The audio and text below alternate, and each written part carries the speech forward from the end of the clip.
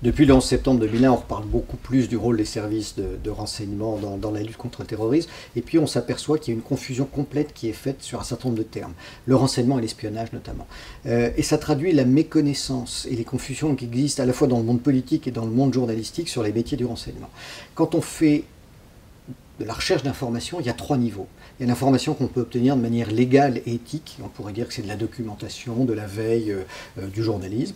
À l'opposé, il y a les informations qu'on obtient de manière illégale et non éthique, et là on est au sens propre dans l'espionnage. Puis entre les deux, il y a quelque chose que tout le monde oublie, c'est la manière dont on va avoir de l'information de manière légale, mais pas nécessairement éthique.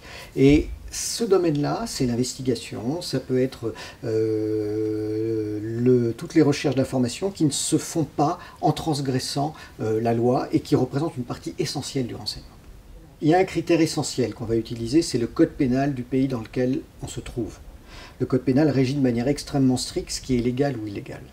Et à partir du moment où des actions sont considérées localement comme illégales, on est dans l'espionnage. Faire chanter quelqu'un, poser des micros, faire un cambriolage, c'est considéré comme quelque chose d'illégal. Donc à partir de ce moment-là, on est au sens propre dans de l'espionnage puisque c'est puni par des articles du code pénal et de la loi. Ça varie parfois d'un pays à l'autre, mais généralement on est dans les mêmes logiques. Le renseignement, c'est tout ce qui n'est pas interdit. Pas nécessairement ce qui est autorisé, mais tout ce qui n'est pas interdit.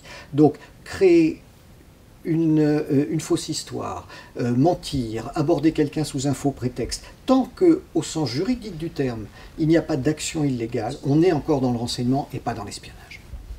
Alors ça, c'est quelque chose qui est très important pour le domaine du renseignement économique et des entreprises, parce que trop souvent, les acteurs économiques pensent qu'il y a d'un côté la documentation, ce qu'on peut obtenir par de la veille, par des sociétés de marketing, et puis de l'autre côté, l'espionnage brut et méchant. Et en réalité, aujourd'hui, dans la guerre économique telle qu'elle existe, de plus en plus d'acteurs utilisent des techniques de renseignement qui ne sont pas illégales, parce que personne n'a intérêt à se faire arrêter et être poursuivi en justice, parce qu'à ce moment-là, non seulement on arrête son activité, mais il y a des peines de prison très lourdes.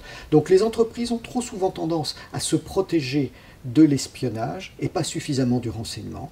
Il est vrai que l'espionnage peut être plus rapide que le renseignement, il est aussi beaucoup plus dangereux, mais finalement le fait de méconnaître ce monde finalement des services au sens large ne permet pas aux acteurs économiques de comprendre que beaucoup d'actions qu'ils peuvent vivre au quotidien relèvent du renseignement et donc ne s'en méfient pas, et ils ne peuvent pas les poursuivre en justice parce que ce ne sont pas des actions d'espionnage.